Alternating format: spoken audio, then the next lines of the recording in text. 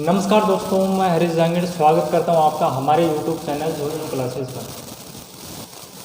हमने कल की क्लास में नाउन के कुछ बेसिक नाउन के बारे में बेसिक पढ़ लिया था हमने कल, और आज हम नाउन का जो एडवांस लेवल है उसको पढ़ने की कोशिश करेंगे।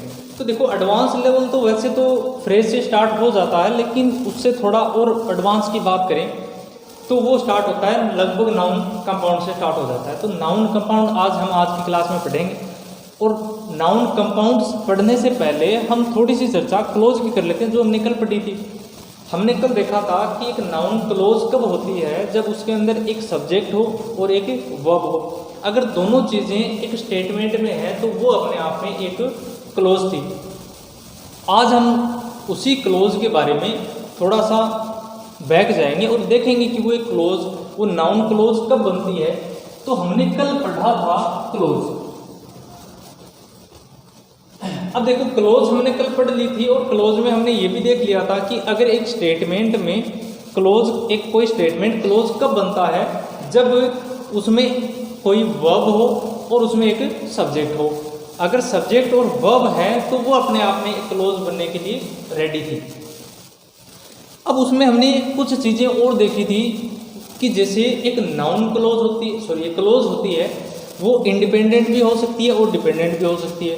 अगर वो डिपेंडेंट क्लोज है तो वो अपने आप में अनकम्प्लीट है, उसका कोई कंप्लीट मीनिंग नहीं दे रही। वो अगर कंप्लीट मीनिंग नहीं दे रही है, इसका मतलब जो डिपेंडेंट जो क्लोज है वो अपने आप में एक सेंटेंस नहीं है। एक सेंटेंस कब होगा, जब कोई स्टेटमेंट है या कोई क्लोज है वो अगर इंडिपेंडेंट है, वो अगर किसी दूसरे स्टेटमेंट पर डिपेंड नहीं करती है, इसका मतलब वो अपने आप में एक स्टेटमेंट और एक सेंटेंस बनने के लिए भी तैयार है। तो देखो, एक क्लोज के बारे में हमने जान लिया था। आज हम थोड़े से चर्चा नाउन क्लोज के बारे में कर लेते हैं कि नाउन क्लोज कब होगी।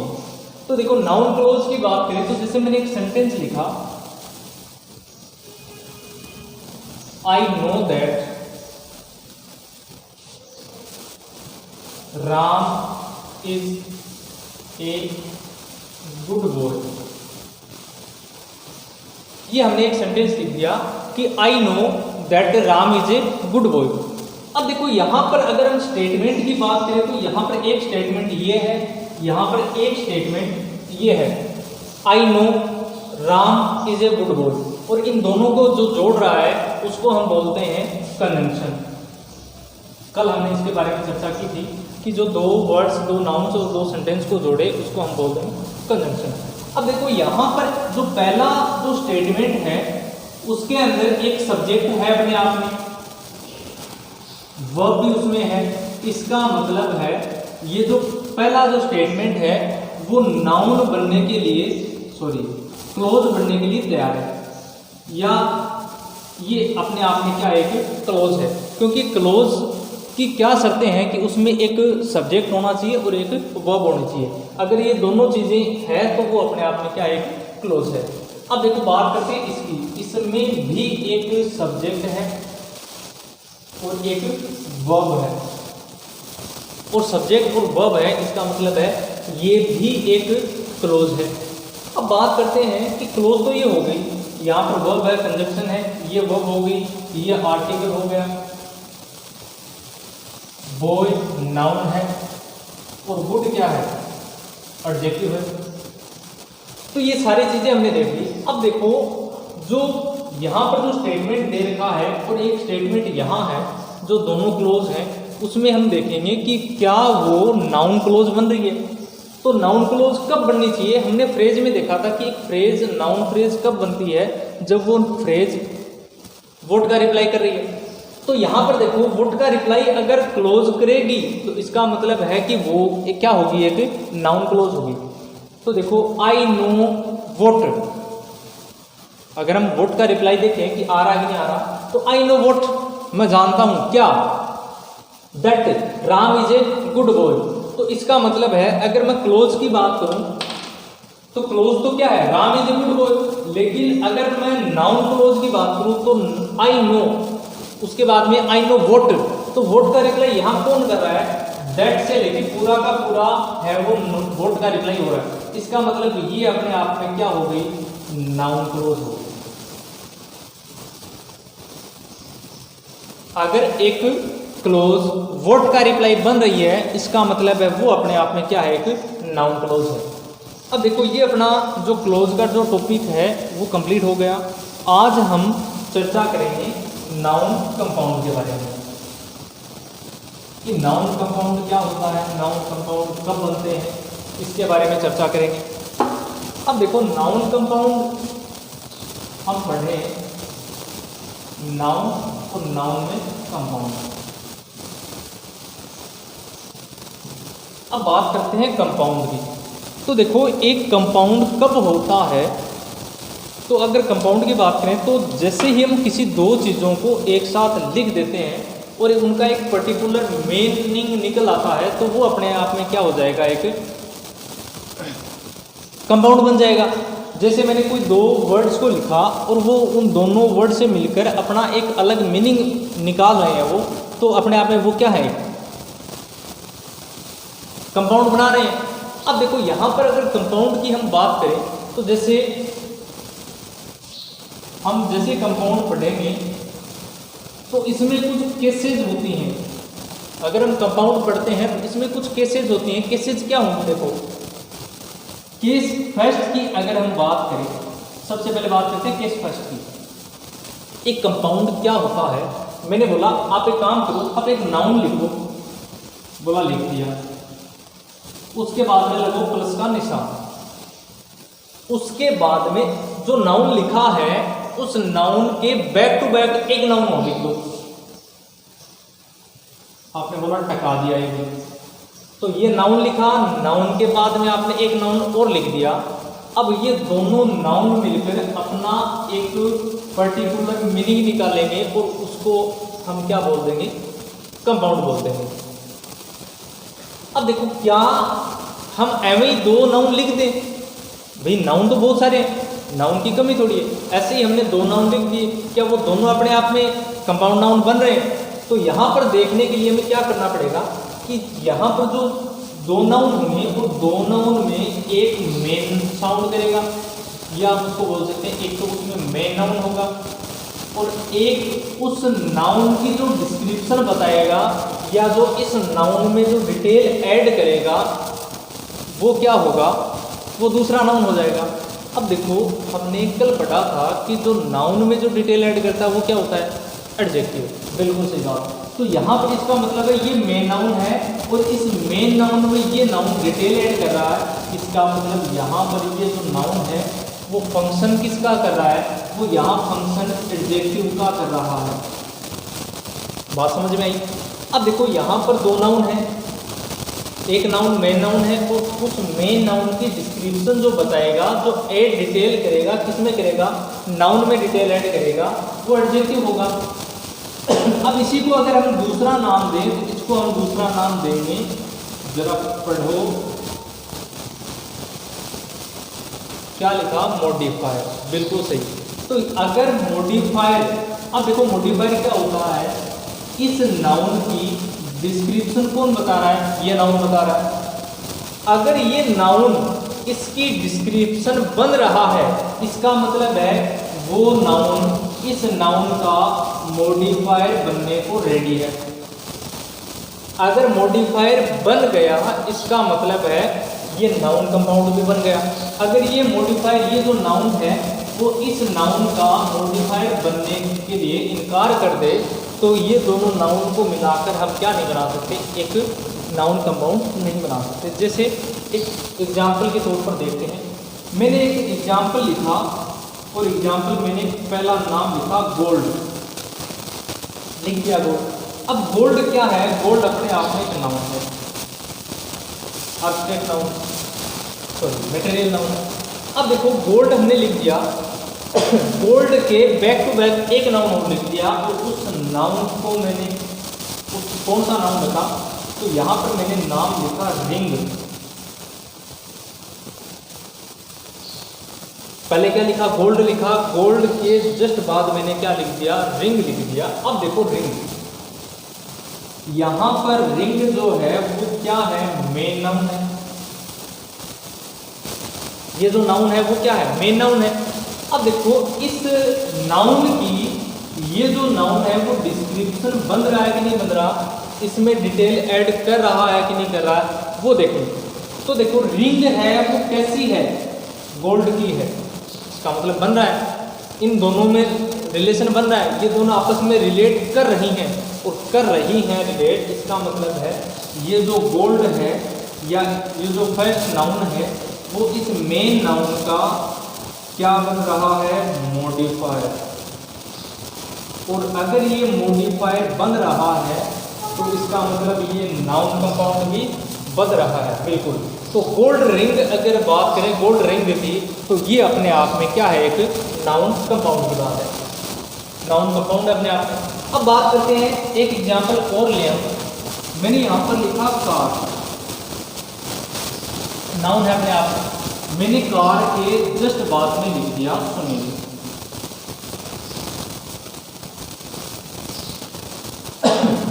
कार लिखा, कार के जस्ट बाद मैंने क्या लिख दिया, सुनील लिख दिया। अब देखो क्या सुनील की कार जो है वो डिस्क्रिप्शन बन रहा है कि नहीं बन रहा। अब देखो क्या कार है वो सुनील में डिटेल ऐड कर रहा है, डिटेल ऐड कहाँ कर रहा है, देखो कार सुनील में अगर डिटेल ऐड कर रहा है, यहां पर मैं लिखूं इंटेलिजेंट, गुड, ठीक है, ब्रिलियंट। तो इस प्रकार के जो वर्ड हैं उनको तो मान सकते हैं कि हाँ वो इस नाउन में डिटेल ऐड कर रहे हैं, लेकिन कार है वो कार सुनील में डिटेल ऐड थोड़ी कर रही है। अगर डिटेल ऐड नहीं कर रही है इसका मतलब है सुनील का कार क्या है, ना तो एडजेक्टिव है ना मॉडिफायर बन रहा है, और अगर मॉडिफायर नहीं बन रहा है इसका मतलब ये जो है वो पूरा का पूरा एक नाउन कंपाउंड नहीं बन पाएगा। तो नाउन कंपाउंड अगर बन रहा है तो नाउन कंपाउंड कब बनेगा, जब हमारे पास जो दो नाउन हैं उसमें पहला नाउन अगर दूसरे का मॉडिफायर बन रहा है तो वो एक नाउन कंपाउंड भी बनेगा। अगर पहला नाउन दूसरे नाउन का मॉडिफायर या उसकी डिस्क्रिप्शन नहीं बन रहा है इसका मतलब वो उसका तो ये नाउन कंपाउंड भी नहीं होगा। तो ये तो बात होगी केस फर्स्ट की। अब हम बात चर्चा करेंगे केस सेकंड की।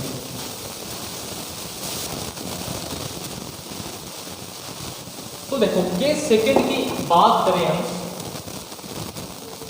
केस सेकंड, अब केस सेकंड क्या है, तो देखो केस सेकंड में यहां पर हमने क्या किया था, केस फर्स्ट में यहां पर एक नाउन लिखा था, नाउन के बैक टू बैक एक नाउन और लिखा था, और ये अपना बन के एक तैयार हो गया नाउन कंपाउंड। अब देखो केस सेकंड में क्या होगा, यहां पर एक नाउन लिखा होगा, नाउन के जस्ट बाद में क्या होगा, प्रपोजिशन होगा, और उस प्रपोजिशन के बाद में एक नाउन और लगा होगा, और ये तीनों मिलकर अपने आप में क्या बनाएंगे, एक नाउन कंपाउंड बनाएंगे। अब देखो बात यहाँ पर करते हैं कि प्रीपोजिशन यहाँ यूज क्यों की हमने। कल की क्लास में हमने देखा था कि प्रीपोजिशन का काम क्या होता है, प्रीपोजिशन का काम होता है कि दो नाउन्स को रिलेट करवाने का काम कौन करती है, प्रीपोजिशन करती है। अब अगर ये दोनों नाउन आपस में रिलेट नहीं कर रहे हैं तो इसको रिलेट करवाने का काम कौन करेगा, प्रीपोजिशन करेगा। जैसे मैंने यहां पर लिखा फादर इन लो, यहां पर मैंने लिख दिया फादर इन लो। अब देखो फादर, मैं इसको इस प्रकार लिख देता फादर लो, तो ये दोनों अपने आप में क्या नहीं कर रहे हैं, रिलेट नहीं कर रहे हैं, इसलिए इनको रिलेट करवाने का काम कौन करेगा, प्रीपोजिशन करेगी। अब देखो बात खत्म यहाँ तक नहीं हुई है कि यहाँ इन दोनों को अगर ये दोनों रिलेट नहीं कर रहे हैं तो इनको रिलेट करवाने का काम कौन करेगी, प्रीपोजिशन करेगी, और ये अपने आप में नाउन कंपाउंड बन जाएगा। अब देखो नाउन कंपाउंड तो ये बन गया, यहाँ पर जैसे ही प्रीपोजिशन लगी है नाउन कंपाउंड तो बन गया, लेकिन अब जैसे इसी का अगर थोड़ा सा मैं एक और लिखूँ एग्जाम्पल यहाँ, तो देखो मैंने लिखा द फादर ऑफ राम। एक सेंटेंस और लिख दिया मैंने, द फादर ऑफ राम। ये भी अपने आप में क्या है, एक नाउन कंपाउंड है। देखो फादर क्या है, नाउन है। ऑफ क्या है, प्रीपोजिशन है। राम क्या है, नाउन है। और वह क्या है, आर्टिकल है। तो देखो noun preposition noun, noun preposition noun, noun preposition noun. तो ये भी क्या है, नाउन कंपाउंड है, ये भी क्या है, नाउन कंपाउंड है। लेकिन इसमें और इसमें अंतर क्या है, मेन चीज यहाँ है कि इन दोनों में डिफरेंस क्या है, इसको हम डिफरेंशिएट कैसे करें। इसका मतलब अगर हम बेसिकली निकालें तो इसका जो मीनिंग है वो वही निकलेगा जो जब दे रखा है, जैसे हमें दिख रहा है, जैसे यहाँ पर the father of Ram, Ram का पिता। लेकिन अगर यही मतलब हम यहाँ इसका निकालेंगे तो देखो फादर का मतलब क्या होता है, पिता। इनका मतलब होता है मैं, और लो का मतलब होता है कानून। इसका मतलब अगर हम निकालें तो क्या निकलेगा, कानून में पिता, यही निकलेगा, कानून में पिता। अब देखो ये इसका मतलब थोड़ी होता है भाई, फादर इन लॉ का मतलब क्या होता है, ससुर होता है, हमें पता है पहले से। और इसका मतलब निकल रहा है कानून में पिता, और हमें दे रखा है ससुर। तो इन दोनों में डिफ्रेंशिएट कैसे करें कि हमें जो मतलब हम निकाल रहे हैं वो ना निकले और जो पहले से दिया है वो निकालें।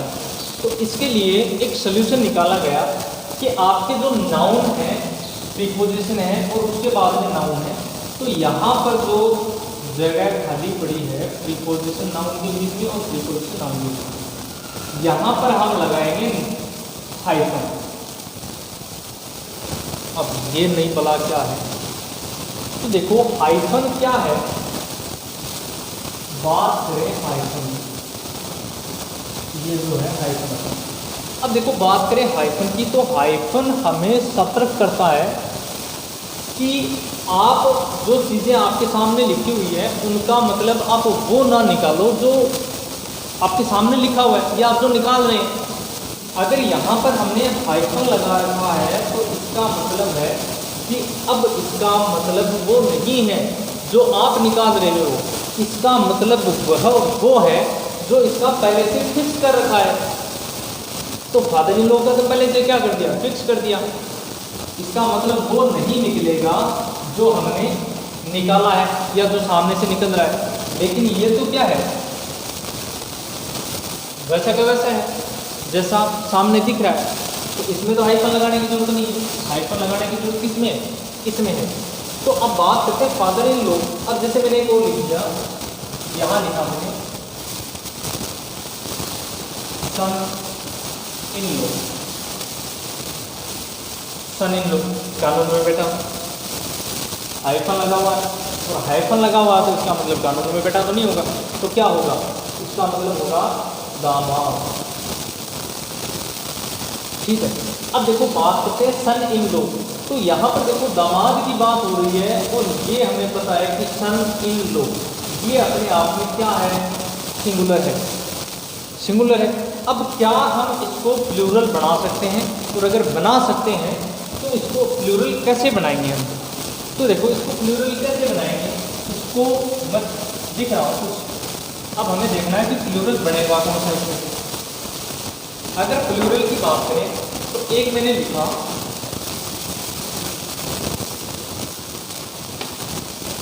लिख दिया सन इन लॉ। एक मैंने लिखा सन इन लॉ। एक मैंने लिखा सन इन लॉ। अब देखो यहाँ पर तीन चीज़ें, तीन लिखे हैं, 1 नंबर 2 नंबर 3 नंबर। अब हमें देखना है कि इनमें से सही कौन सा है। ठीक है। तो देखो यहाँ पर इसको हम पहचानेंगे कैसे, आगे ये जो चीज़ें हैं नाउन कंपाउंड आगे बहुत काम आने वाला है। तो इसमें थोड़ा सा ध्यान से देख लेना, क्योंकि आगे जब भी हम अपोस्ट्रोफ में पढ़ेंगे तो उसके अंदर अभी जो पढ़ रहे हैं और आगे जो पढ़ेंगे उसमें थोड़ा सा डिफरेंस होगा। अब कैसे होगा वो हम देख लेते हैं। तो देखो यहाँ पर हमने लिखा है सन इन लॉज, यहाँ लिखा है सन्स इन लॉ, यहाँ लिखा है सन्स इन लॉज, ठीक है। अब हमें इनमें से छांटना है कि इनमें से सही कौन सा है। तो देखो बात किसकी हो रही है, बात दामाद की हो रही है। और दामाद की बात करें तो दामाद में मेन नाउन कौन है या मेन रोल किसका है, तो मेन रोल किसका है, सन का है। मेन रोल किसका है, सन का है। इसका मतलब है बढ़ाएंगे, अगर दामाद बढ़ते हैं तो बढ़ाएंगे किसको, सन को बढ़ाएंगे कि कानून को बढ़ाएंगे। कानून के साथ छेड़छाड़ क्यों करेंगे, हम क्या करेंगे सिर्फ सन को बढ़ाएंगे।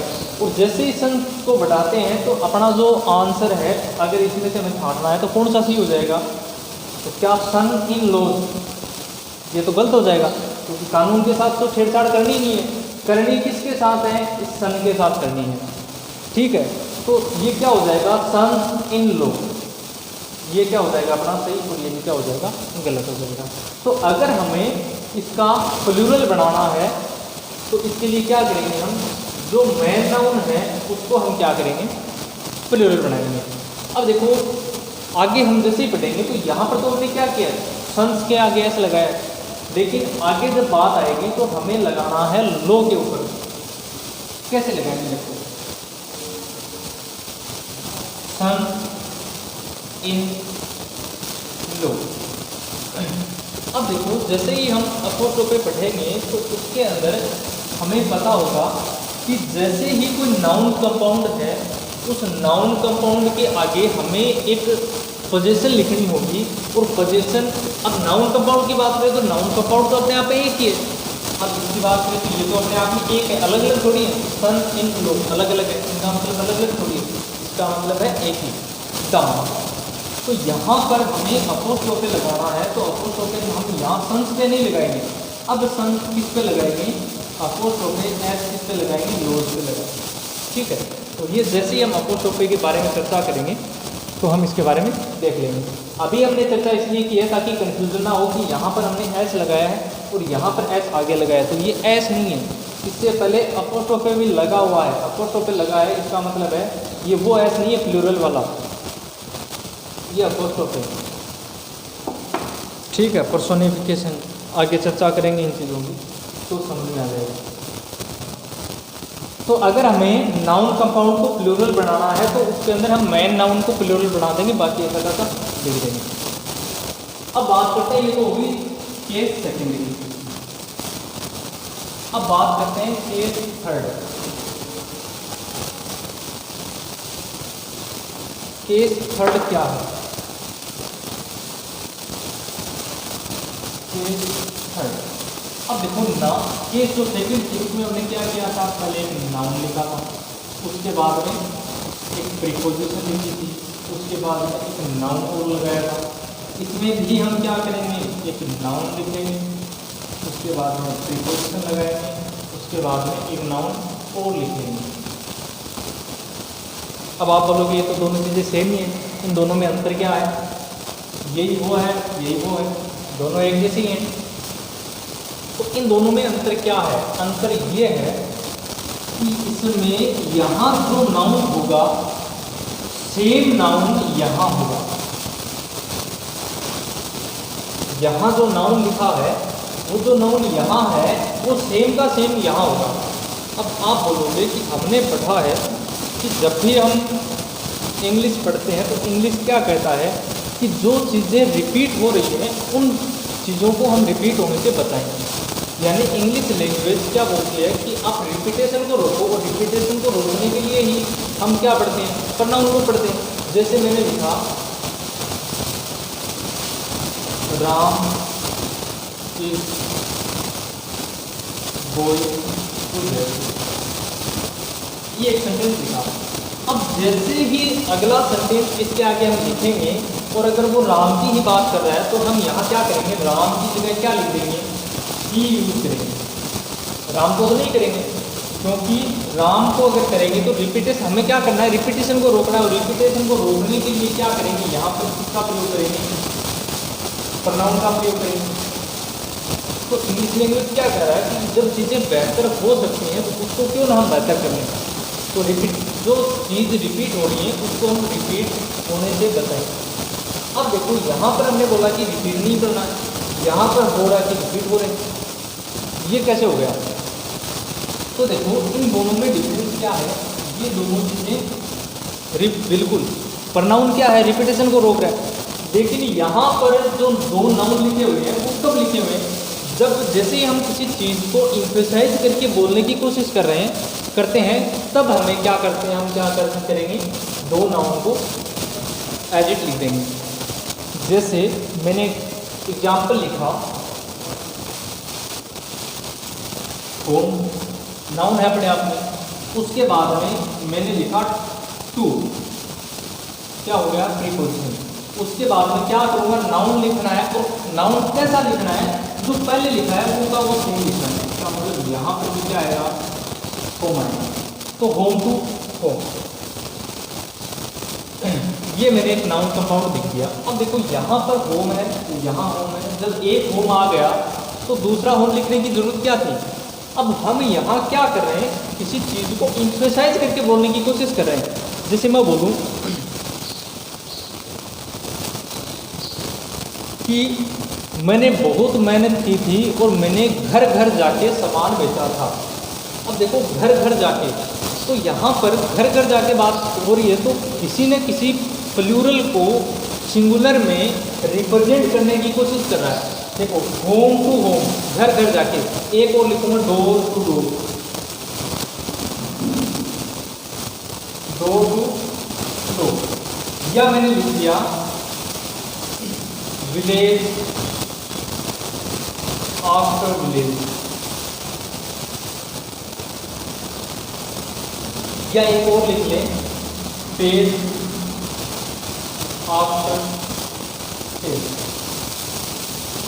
अब देखो इनका मतलब क्या है, home to home, door to door, village after village, page after page. अगर मान लो किसी नदी में बाढ़ आ गई, ठीक है, नदी में या तालाब में पानी जब ज़्यादा हो जाता है, नदी की बात करते हैं, जब उसमें पानी ज़्यादा हो जाता है तो उसमें क्या होता है कि बाढ़ की स्थिति बन जाती है। जैसे मान लो बाढ़ आ गई और उसके जैसे किनारे की बात करते हैं, उसके किनारे मान लो 10 गाँव हैं, ठीक है, और वो 10 गांव की बात करें और जैसे ही बाढ़ आती है तो ये 10 के 10 गांव हैं वो तबाह हो जाते हैं, ठीक है। अब जैसे ये 10 के 10 गांव तबाह हुए तो एक, इसको हम दो तरीके से बोल सकते हैं। एक तो कैसे बोलेंगे कि सारे गांव तबाह हो गए, एक तो तरीका है ये। दूसरी ये कि गांव के गांव तबाह हो गए। इसका मतलब क्या हुआ कि पहले तो हमने किस में बात की, बल्क में बात की कि सारे गांव ही क्या हो गए, तबाह हो गए। अब हम क्या कर रहे हैं, एम्फेसाइज करके बात कर रहे हैं कि गांव के गांव है वो तबाह हो गए, विलेज आफ्टर विलेज, गांव के गांव तबाह हो गए। तो देखो यहाँ पर जो चीज़ें हैं वो 1 बाय 1 बात कर रहा है। अगर हम नाउन कंपाउंड की बात करेंगे तो यहाँ पर ये क्या कर रहा है, 1 बाय 1 बच करके बात कर रहा है। लेकिन अगर मैं पूरे की बात करूँ कि सारे गांव तबाह हो गए, इसका मतलब वो क्या कर रहा है, बल्क में बात कर रहा है। जैसे एक एग्जाम्पल लिखे, एग्जाम्पल यहाँ लिखा,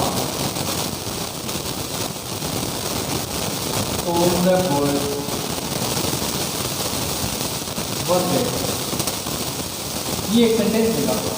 अब देखो इसी का मैं दूसरा लिखूं, each boy was there। अब देखो ये दोनों चीजें, इसको हम समझेंगे, ये दो सेंटेंस लिखे हैं, all the boys were there और ईच बॉय वाज देयर। अब देखो इन दोनों में अगर बात करें हम तो all the boys were there, सारे बच्चे वहाँ थे या सारे लड़के वहाँ थे। सारे का मतलब है जैसे मान लो 100 है, ठीक है। अब बात किसकी कर रहा है, 100 की कर रहा है। अब 100 में से कितने की कर रहा है, तो देखो all the boys were there, सारे बच्चे, सारे का मतलब 100 के 100 है। लेकिन इसमें देखो ईच बॉय वाज देयर, प्रत्येक बच्चा, यहाँ पर तो देखिए यार लड़का लड़के की बात, तो सारे लड़के वहाँ थे, इसका मतलब सबकी बल्क में बात कर रहा है। यहाँ देखो ईच बॉय वॉज देयर, प्रत्येक लड़का वहाँ था।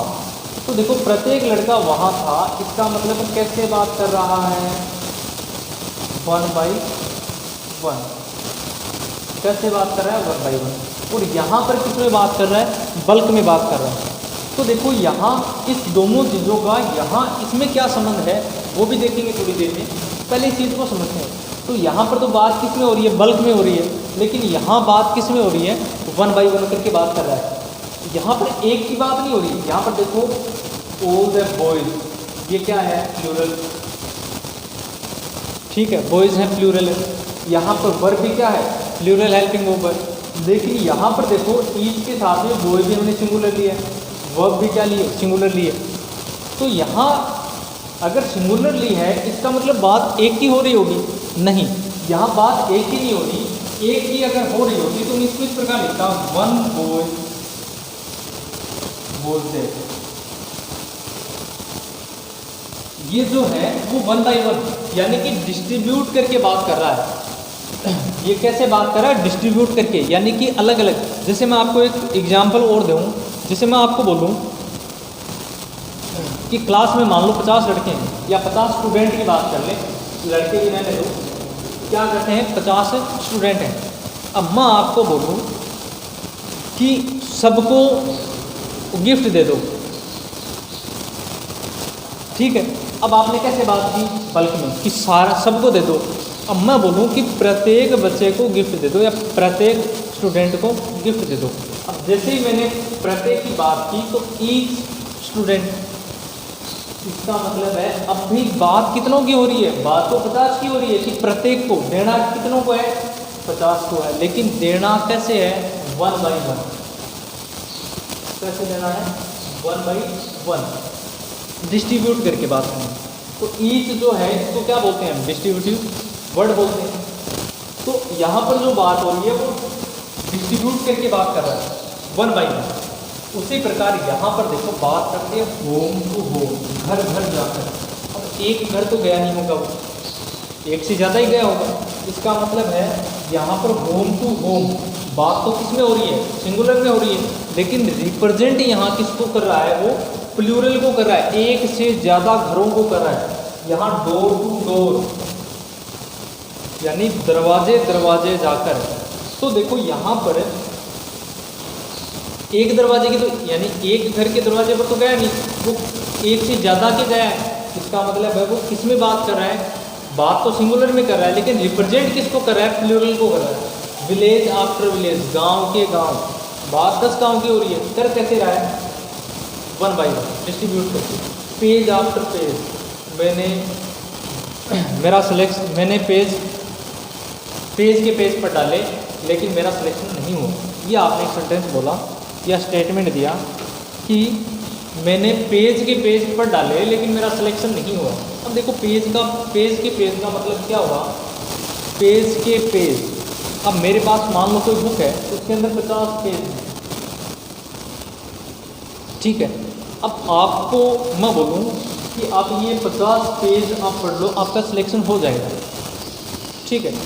अब आप क्या करोगे, आप इसको पूरा पढ़ लोगे 50 पेज, लेकिन आपका सिलेक्शन नहीं हुआ, तो आप क्या बोलोगे, मैंने पेज के पेज पढ़ डाले लेकिन मेरा सिलेक्शन नहीं हुआ। मतलब आपने पेज सारे पढ़े हैं 50, लेकिन आप बात कैसे कर रहे हो, आप बात 1 by 1 कर रहे हो, डिस्ट्रीब्यूट करके।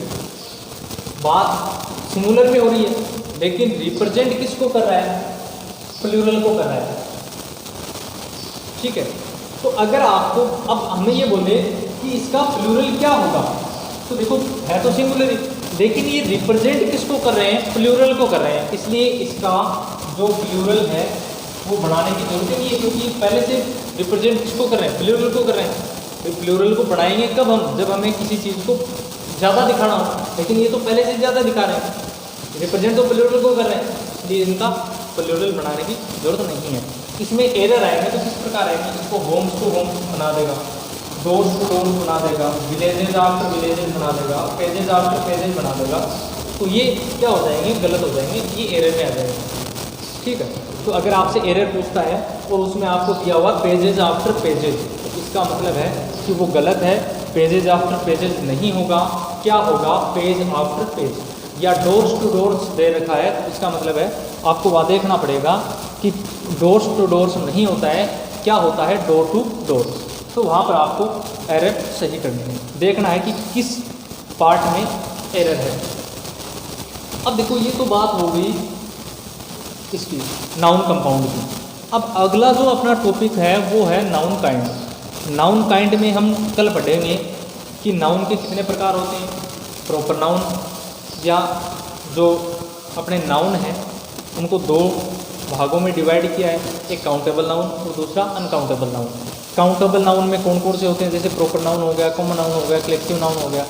उसके बाद में अनकाउंटेबल नाउन में कितने होते हैं, तो अनकाउंटेबल नाउन में कितने हो जाएंगे, पहला हो जाएगा मटेरियल नाउन, दूसरा हो जाएगा एब्स्ट्रैक्ट नाउन।